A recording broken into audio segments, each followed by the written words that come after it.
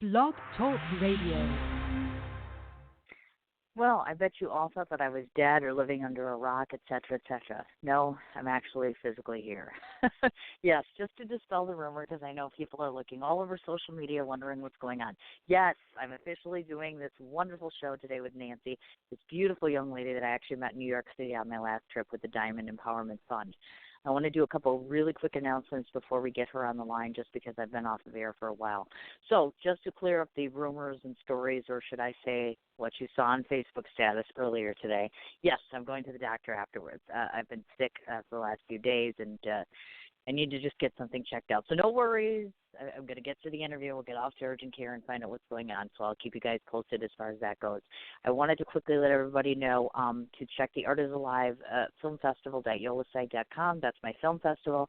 Everything has been updated for the schedule from August 1st to the 4th, so please go ahead and check that out.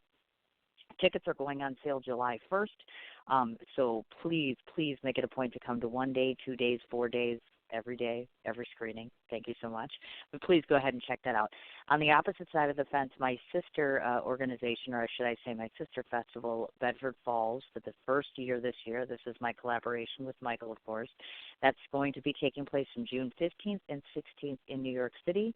That is going from 3 to 9 each day, both days, and we are screening a total of 15 independent short films as well as 4 feature films, all of which are black and white. We are still accepting submissions up until May 31st. If you go to www.filmfreeway.com, Bedford Falls Film Festival, it's a submission fee, flat rate fee for everybody, $25. That's for shorts or features, no length, meaning we have no restriction on length or genre. So please send us anything that you can. If you have a referral for anybody who has a black and white film, it's crazy, but we're having a hard time finding black and white films.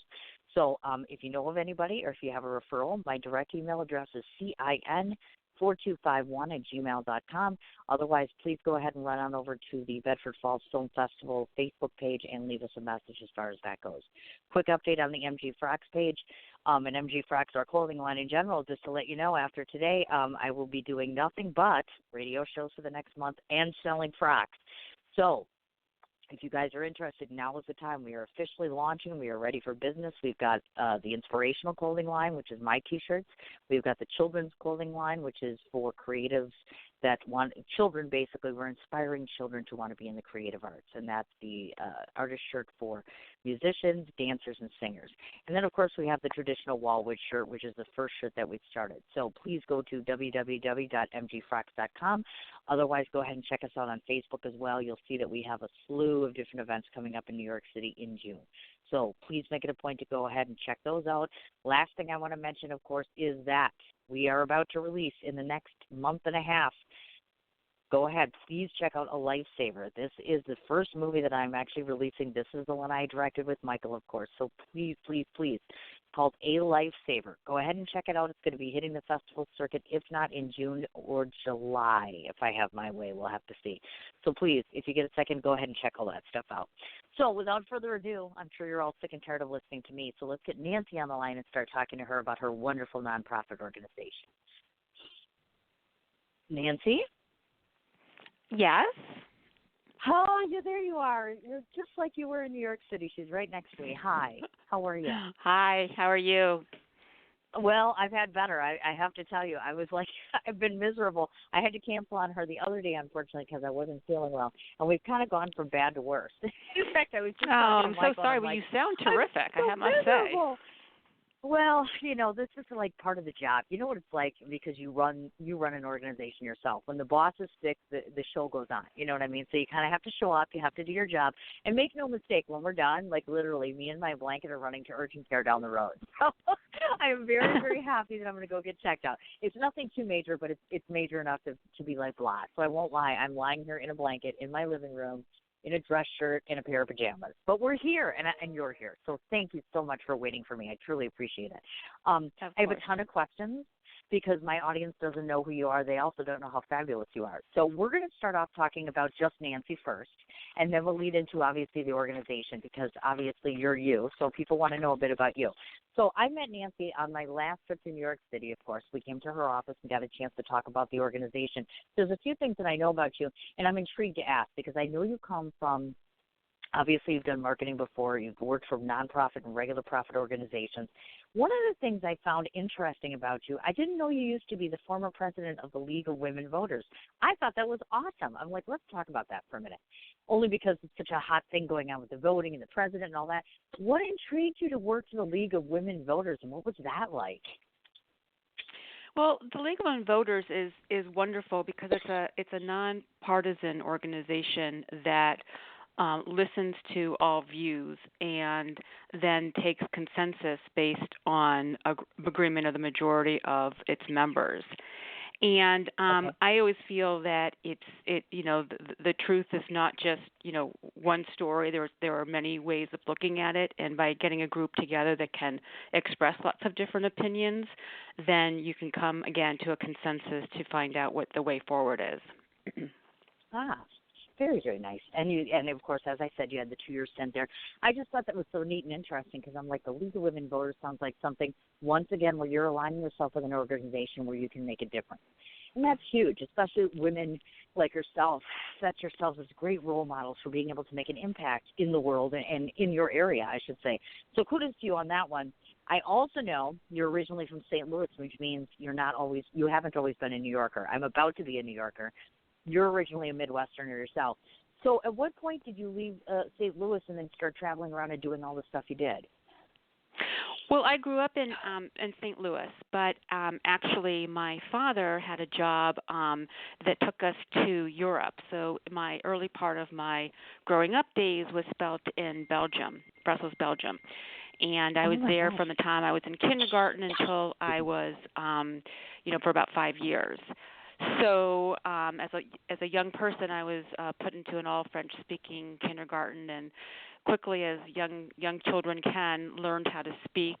And because we were or speak French, and because we were in Europe, it was very easy to travel. And so my memories are not linear because I was very young, but they certainly were impactful. And seeing different cultures and just different geography was really intriguing to me.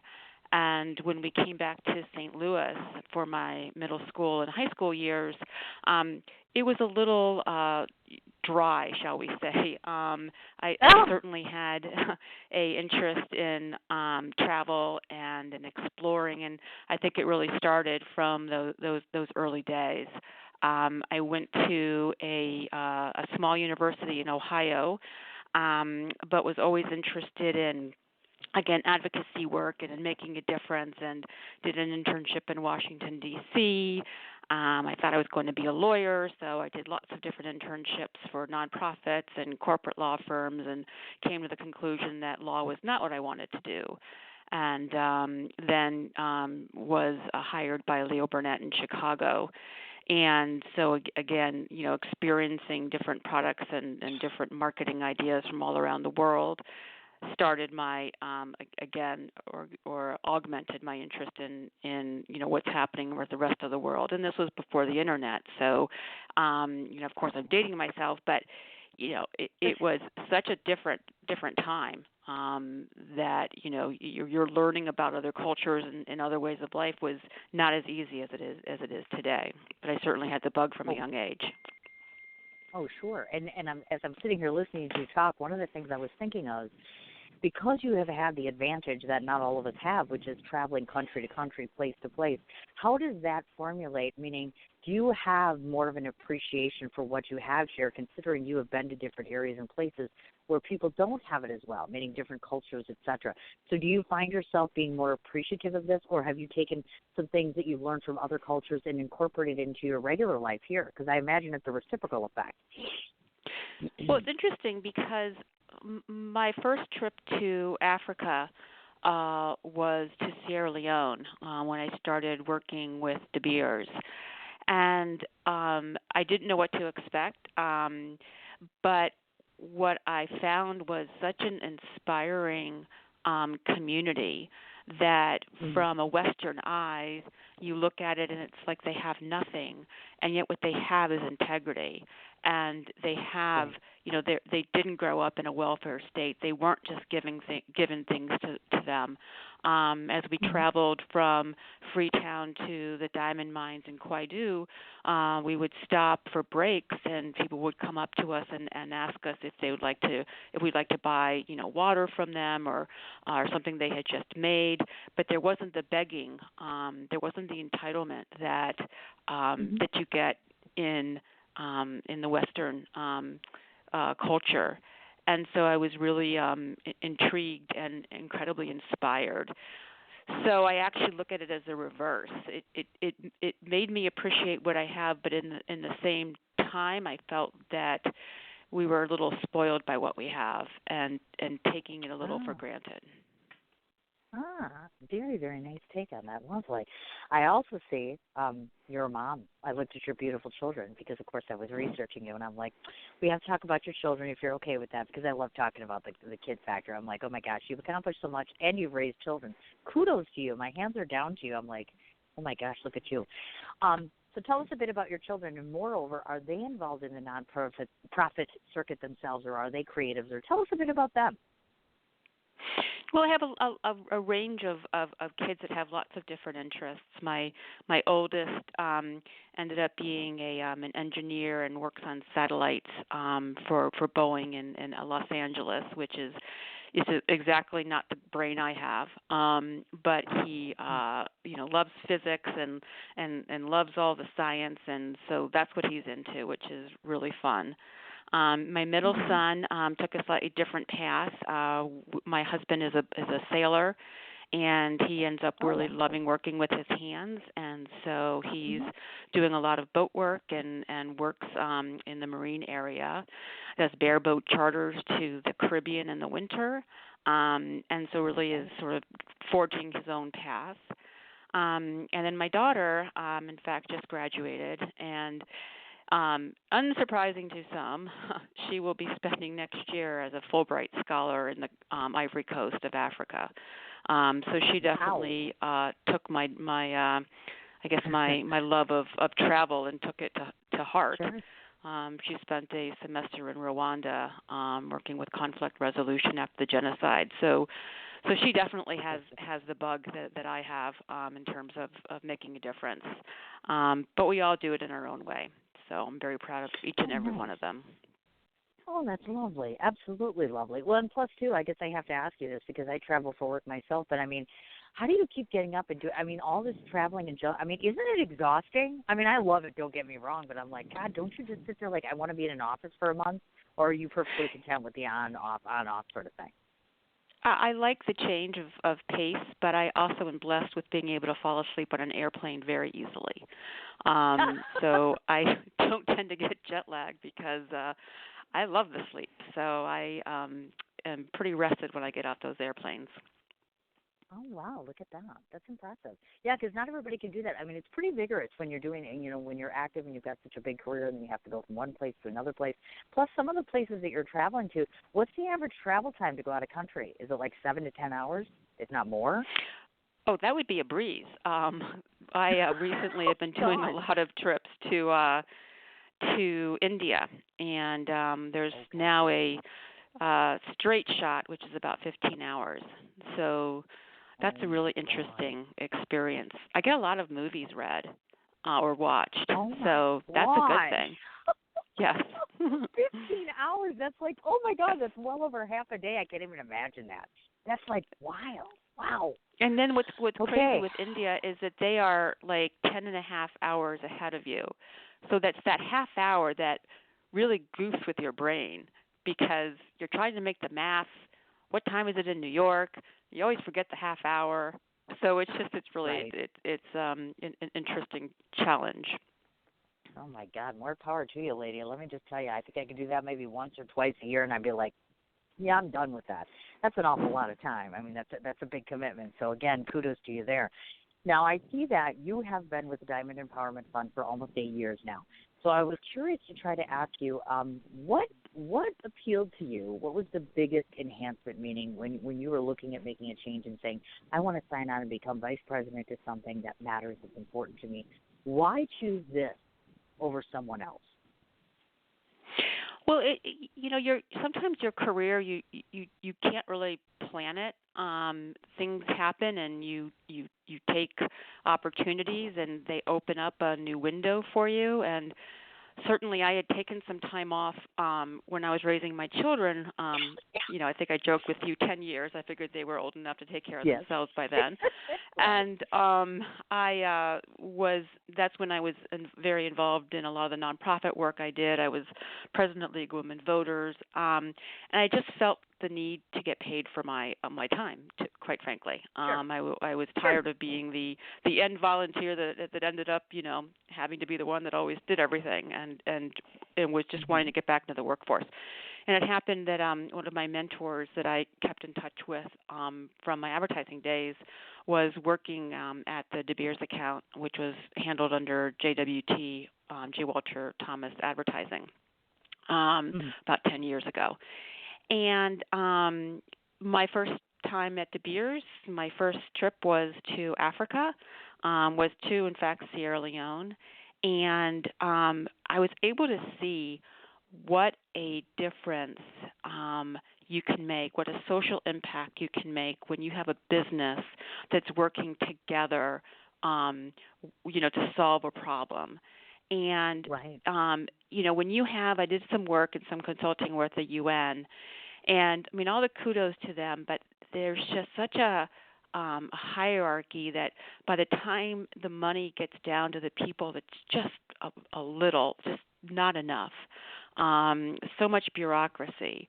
Whereas when you have a business that, has invested in making a change, they have metrics and KPIs, and they have to report back to their, stakeholders, how many people did they educate, what was the effect, and you tend to get a lot quicker change, and I think a lot more profound change. And that's when I really fell in love with the diamond industry and with the kind of positive impact I saw happening on the ground where the diamonds mines were. That's where I started. Because if they don't have a healthy, workforce, then they don't have a healthy business. De Beers, in fact, not many people know that, but during the AIDS crisis, they gave free antiretroviral medications to not just their workforce, but to their families and to the greater community. And it was a vital help in stemming what still was a tragic situation, and in many cases still is. But again, it's their understanding that, having a healthy community where they do business is good business. And so, I just saw that you could make such a difference working hand in hand with the private sector. And so when this job became open at the Diamond Empowerment Fund, it was very similar to what I had been doing when I was working at De Beers, and really couldn't wait to start in and continue this work. Oh, lovely. Absolutely. And as I understand it, Diamond Empowerment Fund was founded in 2007, of course, so that means you guys have been around almost 12 years, I should say now. So in the very beginning, when you first start out, one of the things that I wanted to ask about is this, and we've talked about this all before, it's kind of interesting how you have taken something such as the diamond industry in particular, bonded together all of these different heads of different businesses that sell diamonds, and you are helping people with things like education and business. And first off, the first thing I want to ask is, do these people, meaning do you have diamond suppliers and diamond businesses that come to you, or do you solicit them? Or, for instance, let's say I happen to own a company. Explain to me how the process works, how they become involved with your empowerment fund. Well, we were started by De Beers and others in the diamond industry in order to be able to more publicly show consumers how the industry gives back. So, I raise money, still from De Beers. I mean, we're independent. I have my own board. So we are completely independent, but we are dependent on fundraising from the industry. And so, being able to, show them the importance of showing consumers, the positive impacts of their work, is, makes them realize that, by supporting what we do, it's really helping the industry to be able to better balance the narrative surrounding diamonds. So it's more just getting in front of these companies so that they better understand what it is that we do. And it's not all of our programs. We call this kind of the Diamonds Do Good Impact. I mean, what the Diamond Empowerment Fund does is we raise money for the diamond industry, and then we put it back into education initiatives around diamond mining areas around the world, as well as in areas where the industry does business, like India, which is so important for cutting and polishing rough diamonds into polished diamonds. And so we call what the programs that we do having a Diamonds Do Good Impact. But in actuality, these companies are already doing so many of their own programs. But they never thought that it was important to tell people about these programs. For many of these companies, it's just part of their DNA, especially the Indian community. It's a hugely important part of their giving back to society. But De Beers also, for years, they've been doing incredible impact programs in Namibia, Botswana, South Africa, but they didn't really talk about it because they didn't know why they would need it to. Well, consumers now, and stepping up on the internet question, now that the internet's everywhere, consumers can look and they can see, and they want to see that companies are doing good. It's important to them if they're going to buy diamonds, buy luxury items, buy products. They want to know that those companies are helping their community, helping their own employees, as well as the communities around where they do business. So my job is as much raising money so I can continue with my own initiatives as much as it is encouraging these companies to tell their stories through the Diamonds Do Good website so that we can get this information, this balanced narrative to consumers so they can see that there's a hugely positive impact that natural diamonds have in the world. Oh, absolutely. In fact, when I was doing some research, I didn't even know this too, and I'm a journalist, and I'm looking at this, and I'm like, I saw the name K Jewelers, I saw Sterling Jewelers, I saw De Beers, I saw Tiffany, and it just shocked me. I was like, I would have never known until I'd come across you or your organization that these companies make it their business to be that charitable in their community and working with others and trying to help them, obviously.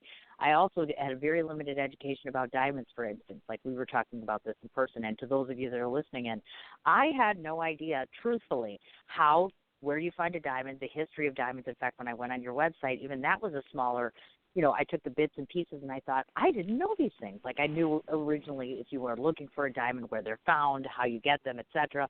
I didn't know that most of them are at least 1 billion years old. That just blew my mind away. I was like, seriously.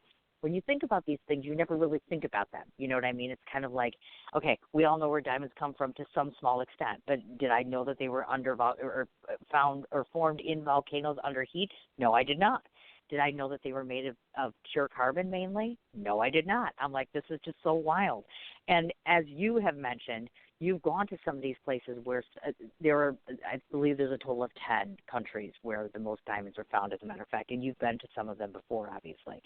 But this is, correct me if I'm mistaken, but diamonds themselves, it's kind of in its youngling stage as it relates to human history, correct? Meaning that we're still learning. It absolutely is. Diamonds, were formed before dinosaurs were on the Earth. Diamonds were formed at the very beginning of Earth. In fact, diamonds surround the Earth's core because when the Earth was created, it had such a major pressure with carbon that there is literally a ring around the Earth's core. And throughout millennium, these volcanic eruptions that happened around the world, blew these diamonds up into what they call like little kimberlite pipes. They're like veins. If you can imagine an explosion, it's this explosion of diamonds that force their way up to near the top of the ground. And what geologists do is they look to see where there's a greater concentration of these diamonds, and that's how they start, a diamond mine. takes a long time to develop a diamond mine, and what modern diamond mining is doing is not only are they making plans for how to extract the diamonds, but they are also making plans for how to put the earth back once that diamond mine is completed in 30, 40, 50 years. And so it's a total 360 process now when they are developing these diamond mines. But the mystique of diamonds is being part of the start of time, and there's only a set amount of diamonds, if you can imagine. I mean, the diamonds have exploded already from the earth. There's not going to be any more. So it's a question of finding the diamonds that exist. And so it is a finite, product. And, every diamond is different. It all has a unique thumbprint. And so, in fact, geologists are fascinated because sometimes diamonds have these inclusions, but these inclusions are actually traces of earth deeper than they've ever been able to see before. So they're actually finding out about how the earth was formed from diamonds, which is just blows my mind. It's just so cool. So when you think about, wearing a diamond and you think about, passing on to generations, it's because it's such a mystique, such a, diamonds are forever. I know it's a marketing, play, but if you think about it, they are. They were there from the beginning of time. Not many products can say that. So I think that's really cool. Oh, absolutely. Well, and the other thing too is, and again, I'm reverting back to her website in part because when you guys check out the website, you'll be able to find the history. You talk a great deal about history of diamonds, of course, all these different fun facts. I did a little research myself. Another reason why we should be supporting diamonds, and you may not even know this, Nancy, it blew my mind. There's a huge list of different benefits that diamonds have, besides the fact, obviously, there's the whole love and the heart factor and all that good jazz. But apparently, diamond vibes have all sorts of abilities, meaning they can help with peace of mind, humility. It can cure, like literal things, can help to cure like ovaries, breast, throat, kidney, skin elements. It actually even increases sexual attraction. It was blowing my mind. I was like, could you believe this? I mean, I don't know. Did you know that? I was like that blown one away. I did not know. I mean, certainly being sharing a diamond. I mean, I think there's a romance to that for sure. But what you just said before, yeah, that I can see that though. When you have something that started at the very beginning of time, there is a mystical element to this that has applications that who knows what else can happen. In fact, they're saying that diamonds can also be and the kimberlite that they are encrusted in, that the kimberlite absorbs CO2, so that they're looking to be able to use this to be able to help with global warming. And De Beers is at the forefront of, reclaiming the kimberlite, which is the kind of the rock that the diamonds are found in. It's what formed from the lava of the explosions. And so when you take the kimberlite away and you find the diamonds, you're left with this raw kimberlite. And the kimberlite itself, its properties are such that it can absorb CO2. So they're working on ways of, again, using that to help with not climate change, of course, but with global warming.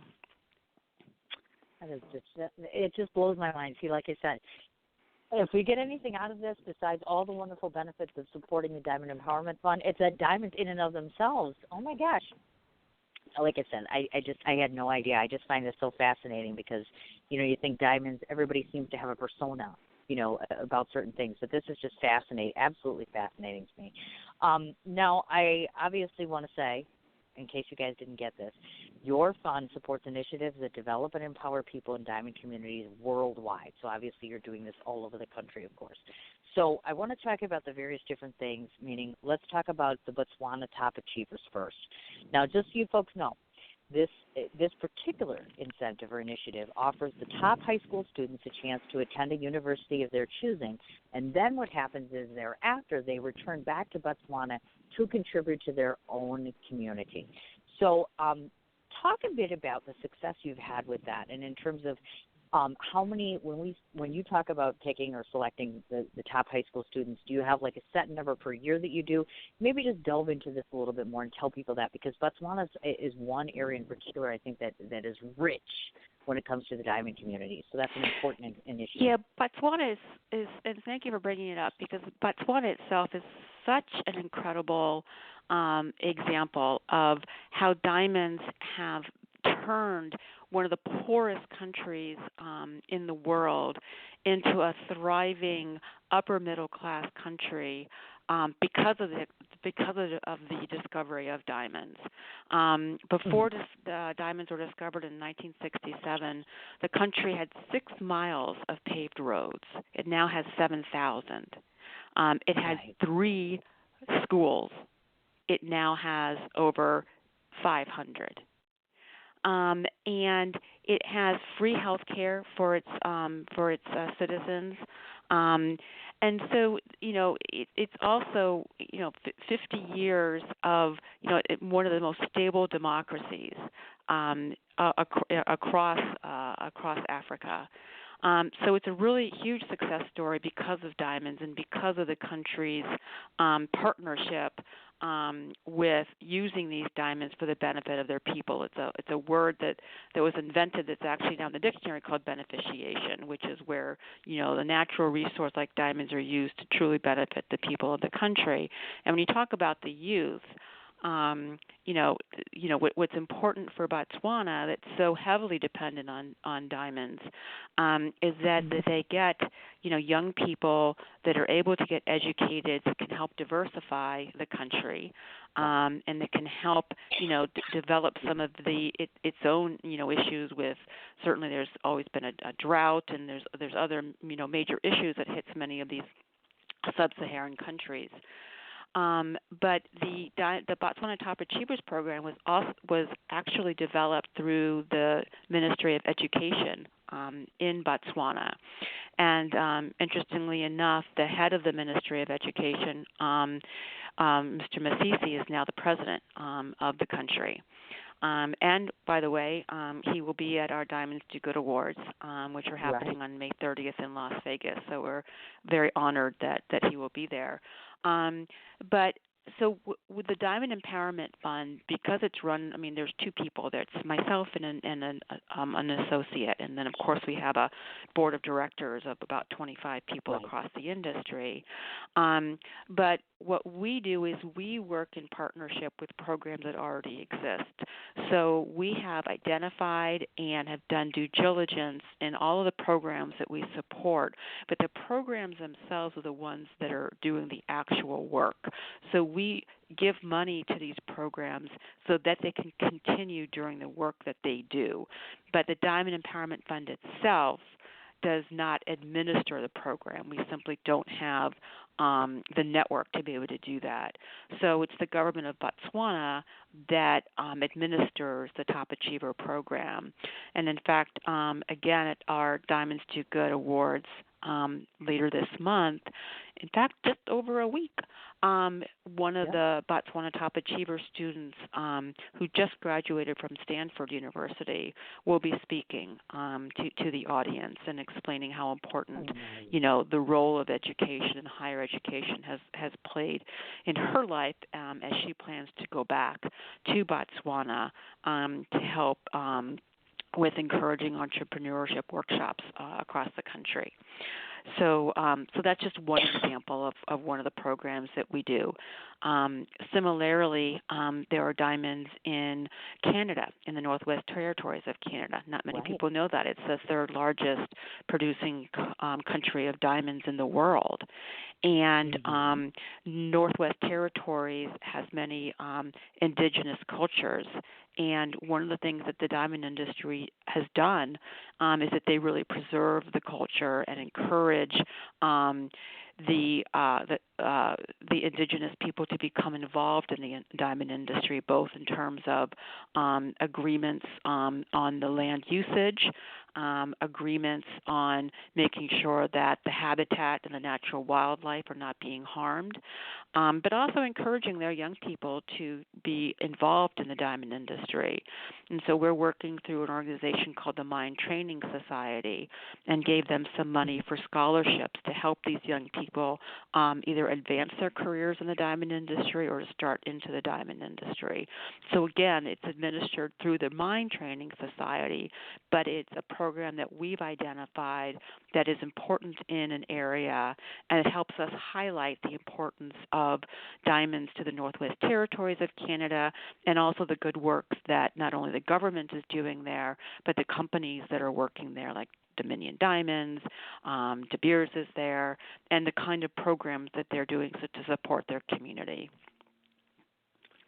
Lovely. Oh, my gosh. And the Canada thing, I had known that actually, and I meant to ask you that, too, because we had talked about this in person, obviously.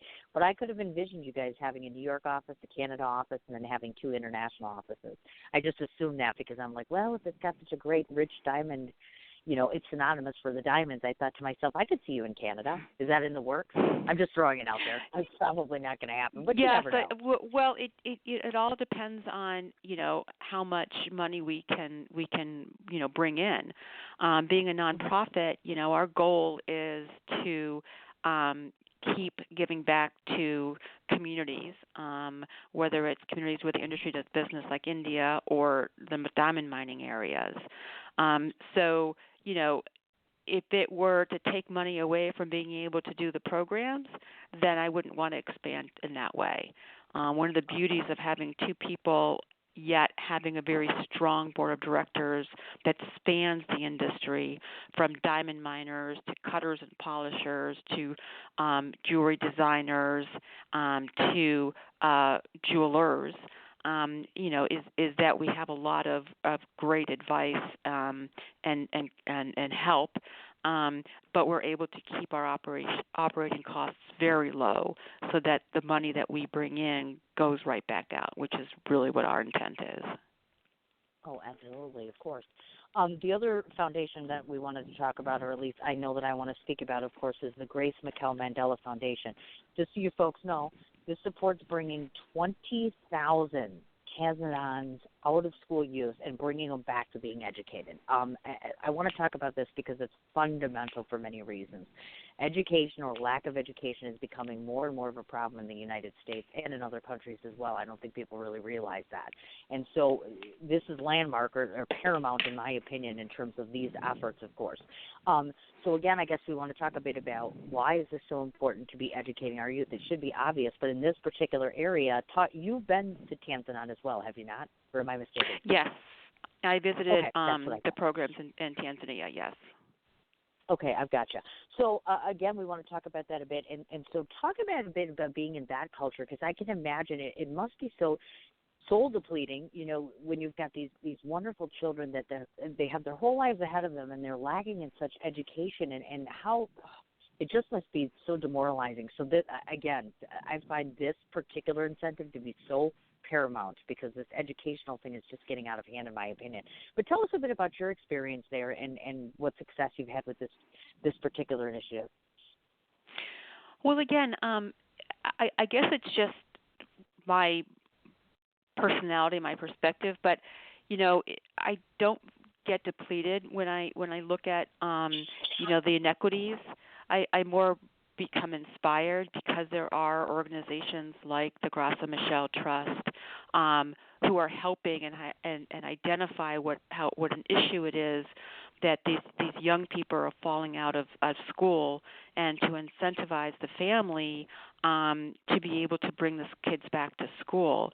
And you have to understand, a lot of the third world, because the parents have not had schooling, and they're farmers, and they don't understand the value of school So a lot of the work has to do with explaining to the families, why education is important and why it's important to be able to let their son or their daughter, take the time away from the work that's needed at home to be able to get educated, because then what they can do is get a higher paying job than what their parents have done and help the community. Because one thing that happens in a lot of these third world countries too is that it's not like in the United States where you get an education and then, okay, thanks mom and dad, I'm flying across the country like my son did, and I'll see you at vacations. They're staying and they're helping their parents, but they're also helping encourage the younger generation through their own example to become educated and to be able to give back more than what their parents were able to do. So again, Graça Michel, who, by the way, I don't know if many people know this, but she is the only woman to be the First Lady of both Mozambique and South Africa. She was married to Nelson Mandela most recently before he passed. And she has always held education to be so very important. In fact, she was the first education minister in Mozambique. And so, Tanzania really was a friend of Mozambique during the wars that were happening in that country, and so she's always had a special lookout for Tanzania. And when she saw that there was such a need to help get these young people back into school, she worked together with different organizations and churches to be able to help, put this program together. And through our relationship with her, we honored her at one of our Diamonds Do Good Awards a few years ago with the Global Humanitarian Award. That's how we established our relationship, and how she came to us with this need, and we certainly helped it. And not many people know, but it was really Nelson Mandela who inspired the Diamond Empowerment Fund when our founders had gone to South Africa to see about starting this organization. And they met with Mr. Mandela, and he encouraged them because he saw how important diamonds were to the fabric of Southern Africa, in terms of the health care it provided, the infrastructure, the education, and he encouraged our original founders to go back and make sure that consumers understood the importance of diamonds. So there's a long history of both the Mandela family as well as Mrs. Michelle for the Diamond Empowerment Fund. Lovely, absolutely. See, so those two initiatives in and of itself are just mind-blowing to me. And not only that, I see at the end of 2018, your increase in giving was up by $75,000. In fact, I saw that on the website earlier today. That in and of itself is just breathtaking to me. By leaps and bounds, you guys are doing more and more and more in such a short amount of time, which is just a testament to your work and how impressive your organization is, as a matter of fact. I happen to notice on there, folks, you might be listening in and thinking to yourselves, well, they work with the diamond industry, so they don't need us for donations. I say baloney, yes, they do. You do take donations, Nancy. Why, yes, you do. And in fact, not only do they take donations, but they have these beautiful, I love the bracelets. I was online. You've got the Do Good bracelet and the green, is it malachite? Is that what that is? Yes, it's malachite, okay. Green malachite, yes. It is. Okay, so basically, tell us a bit about that. Who these are created from someone, if I'm not mistaken, and of course, obviously, you have a lovely tier program, meaning you on your website break down if you donate this and this. It's lovely because it breaks out and shows people if you give this much money, how it would help a student, how it would be able to provide for this and this and this. So tell us a bit about the bracelets, of course, and obviously, you take donations online, but as well, you also have the gala coming up also, but we'll get to that. But first, let's talk about that. So you do take direct donations, obviously, and these bracelets are part of an incentive of that, correct? Well, yes, the original malachite green bracelet that has two diamond accents on either side of the bezel was kind of the original bracelet that represented the Diamond Empowerment Fund, and green was sort of the the color of Africa, the color of sustainability. It's in our mind it tends to be associated with good. And so that product is a way for individuals to be able to help continue what we're doing, and also be able to have something to wear that reminds them of the importance of giving back, and that's really what that bracelet is about. We did a new version.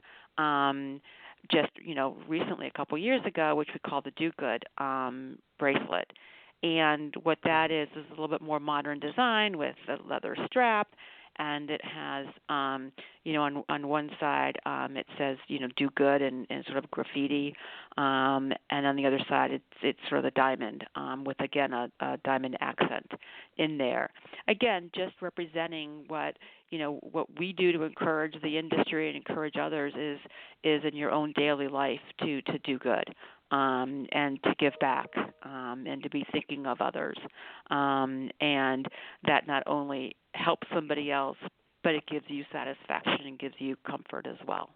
So that's what the bracelets represent. And if people are listening in now, and let's say, for instance, that they wanted to, let's say they're in New York City, or they happen to come to New York and they want to volunteer, do you have a need or have something in mind where if people show up, you're able to utilize them if they want to volunteer or sign on to something, or they're parts of your organization that they can help to enrich? Well, there, because our programs are overseas, around the world, it's not like they would be able to help on the ground there. But there are other things that certainly that we can do. In the events that we have, we always need people to help out. So there's those kinds of things to be able to do for sure. Gotcha.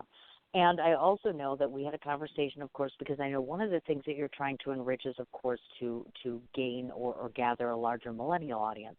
One of the ways that you do that is we want to talk a bit about, I want to find out about the My Proposal contest, because I know on the website it didn't have a 2019 update. I just know that the submissions were closed. And so if you would talk a bit about the proposal contest, and what is the status right now? Meaning, are you going to be awarding that to someone in 2019?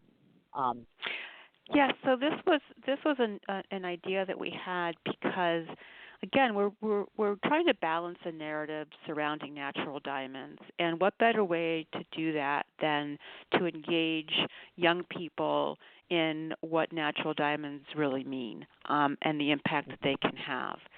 So, because Botswana is such an important country for diamonds, and we have such a close relationship, and I've traveled through there so many times, that was the focus of our first proposal contest, meaning that was the grand prize. So we asked young people to share their proposal stories through video form, because we wanted to be able to share them through Instagram and all. And so we had various submissions, and it was really, the tagline around it was real stories, real diamonds, real impact. And the idea being we wanted to hear the real story of your diamond proposal, using, of course, real natural diamonds, and then the winners would be able to go see the real impact these diamonds have. So we have identified a winner. You'll see them on the website, and they are going to go to Botswana the middle of July, so in just over about 6 weeks. And the program that I have them on, or a program, I've been to each of these programs, and they are all on the site, on the website. So what we wanted to do is to show young people that these programs exist for real, and here are people who are going to be visiting those programs, and being able to then, talk directly back with, the digital community about what they're finding and about what they're seeing, so they can be more authenticators of the impact that real diamonds have. So they'll be seeing a few of the programs that are highlighted on diamondsdogood.com, and then of course, wouldn't be any fun trip if you didn't have a incredible safari.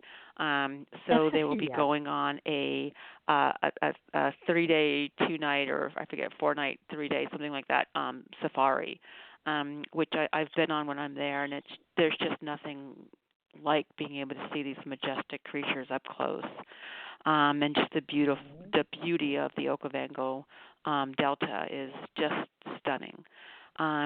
So again, just to create a greater appreciation for where diamonds come from, natural diamonds, the impact that they have on communities, and to be able to have young people share these stories directly with other young people.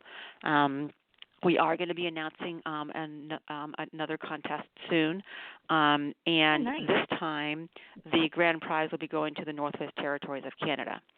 So to be able to see the Northern Lights, which I was up there a couple months ago, and just breathtaking, so interesting. And there's just, the dog sleds rides, and it's just beautiful in the Northwest Territories, a real pristine area.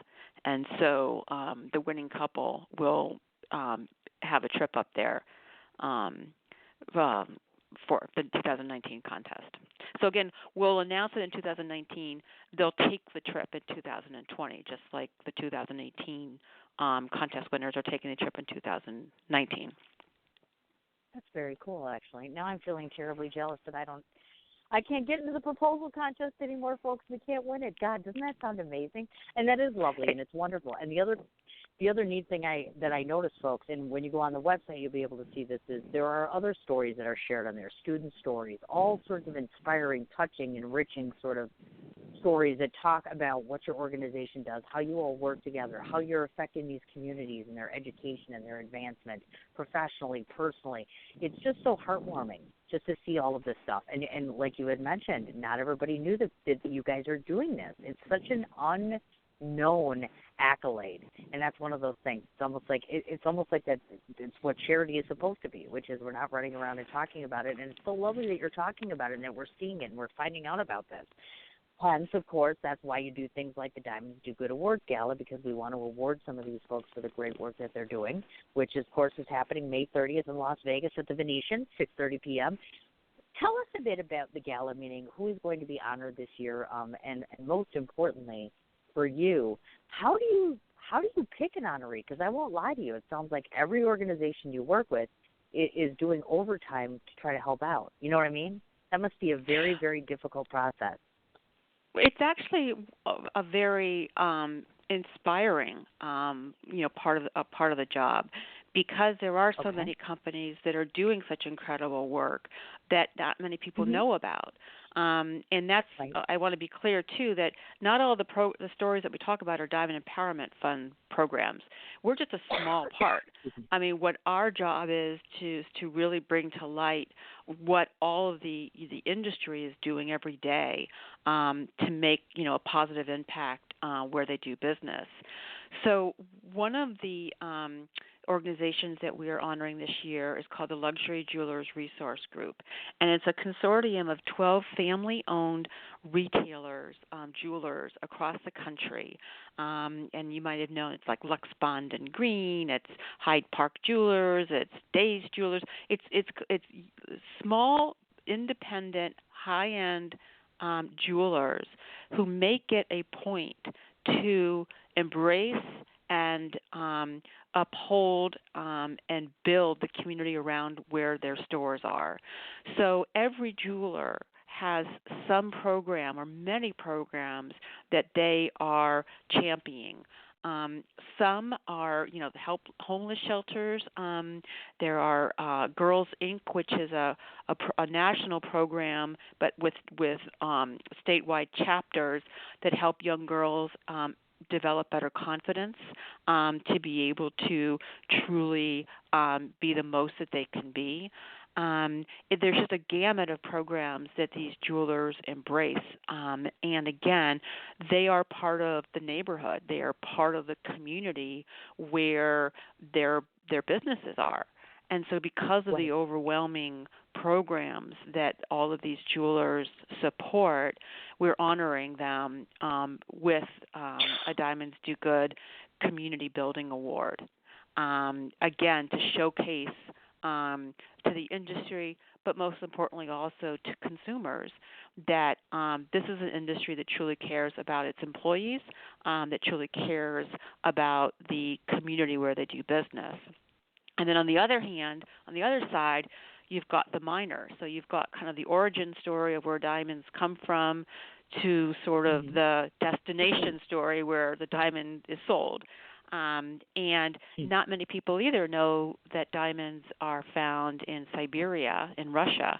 And in fact, they are the largest producer of diamonds in terms of sheer volume.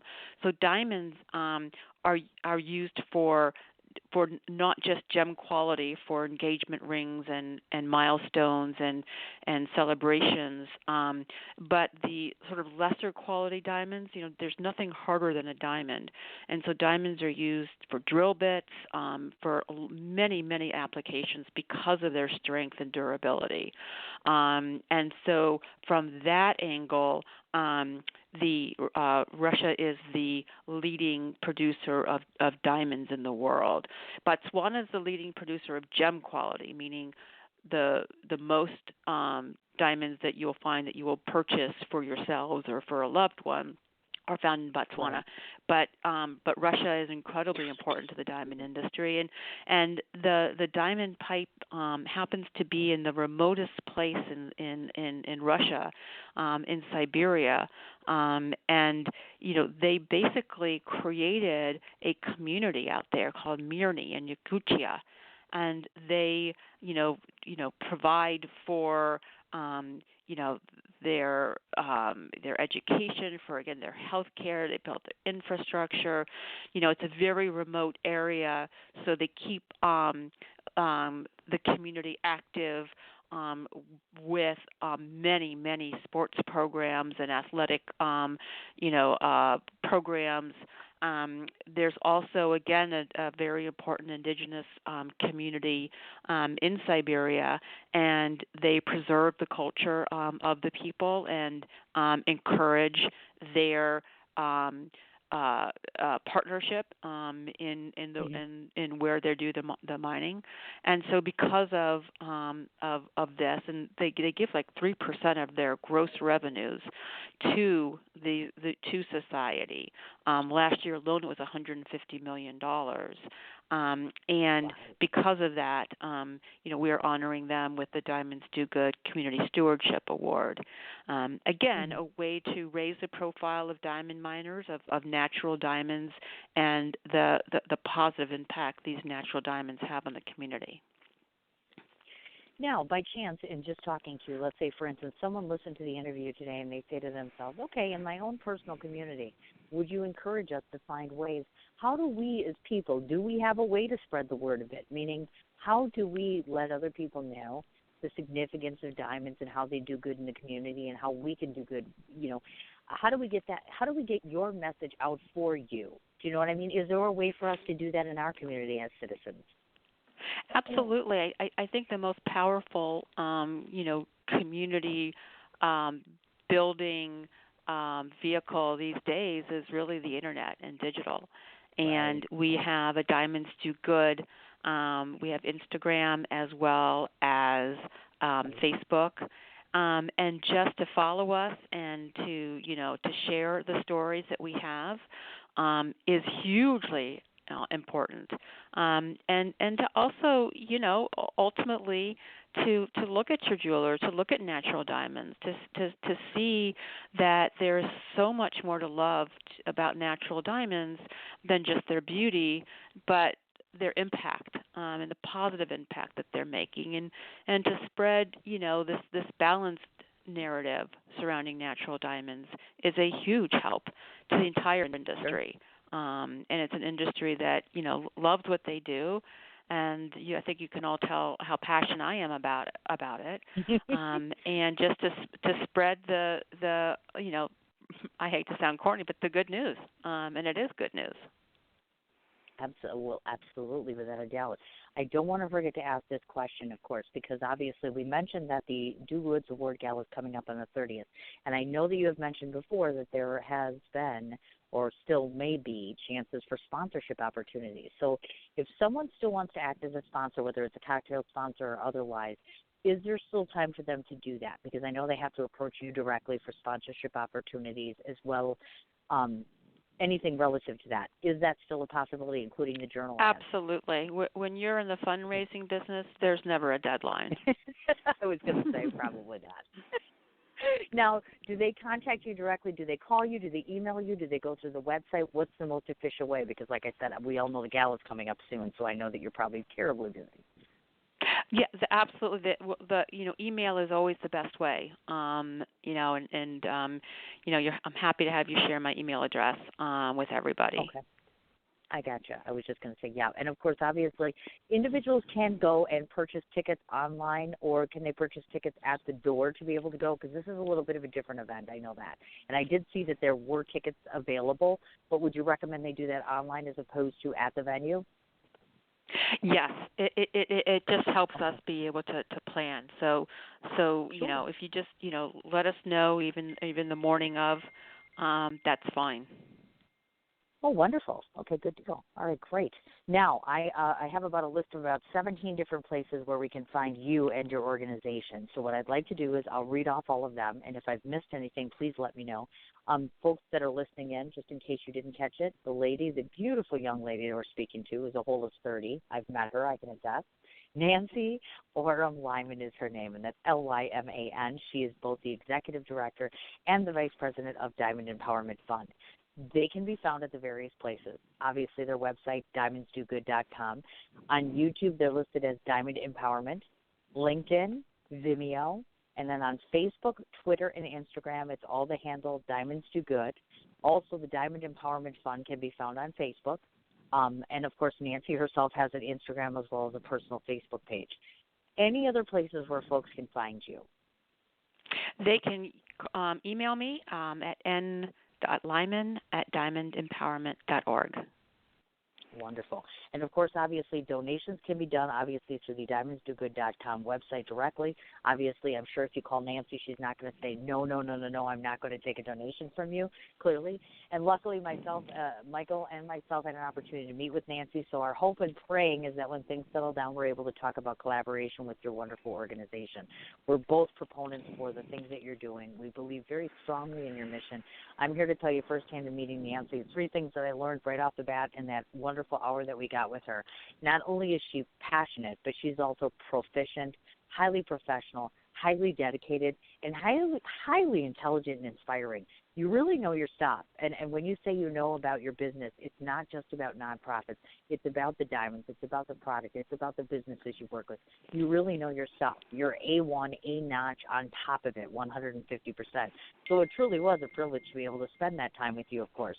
I also don't want to forget to mention, without the help of Matthew Wolf, we wouldn't be here right now, because I did not even know that this lovely lady existed until Matthew came along and said, you know what, you got to talk to this nonprofit. He was absolutely right. I had to talk to you.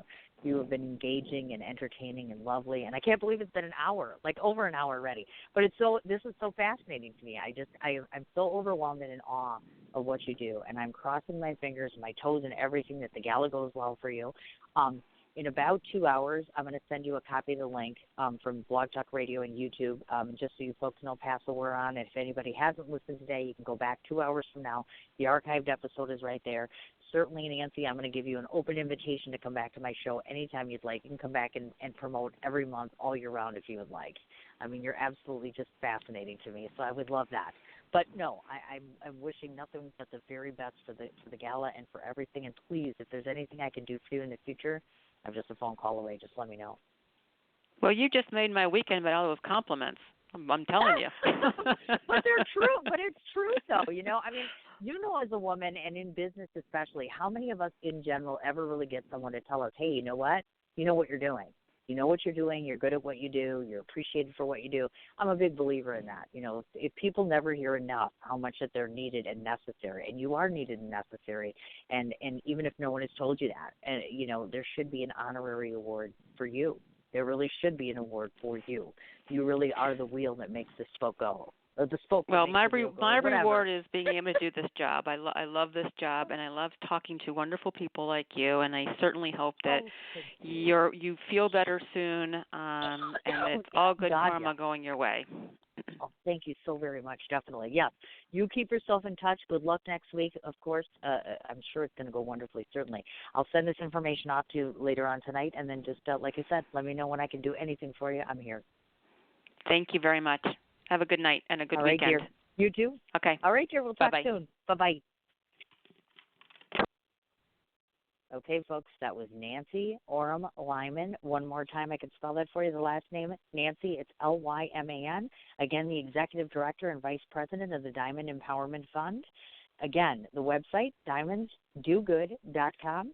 Also can be found on LinkedIn, Vimeo, on YouTube. The handle is Diamond Empowerment. On Facebook, Twitter, and Instagram, the handle is Diamonds Do Good. And then Nancy herself, again, has both a personal and Instagram page with the name Nancy Orem, that's O-R-E-M, and then L-Y-M-A-N. And then, of course, please check out on Facebook the Diamond Empowerment Fund page as well. And certainly, if you want to reach out, as Nancy mentioned, for sponsorship opportunities, for tickets, or if you just want to speak with her in terms of volunteering or straight-out donations, she is your girl. Again, Nancy, thank you so much for your cooperation and your patience for me having to reschedule, of course. And again, Matthew, if you happen to be listening or will be listening to this, I am indebted to you. Thank you so much for bringing me such a wonderful client. And, of course, obviously to you, the listening audience, I wouldn't have a show without you folks. So for all of you that have listened in or will be listening in tonight, hats off to you folks. Thank you, thank you, thank you so very much. Obviously, of course, the weekend is here, which means I'm off. Yay! But the good part is between now and June 14th, that would be the time that I'm taking another hiatus because we all know my kids go on vacation, so I'll be in New York with my loved one doing all sorts of work that I can't even begin to talk about it yet. Next week I'll start announcing like the 8,000 events we're doing. But what that means is that I am cramming in a total of, get ready for it, I'm counting them as we speak.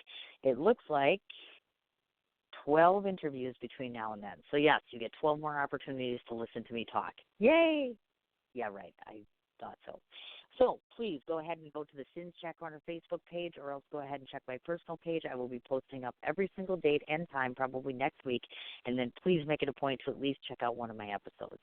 You guys have a wonderful weekend. I'm off to the doctor, and we'll talk to you next week. Take care.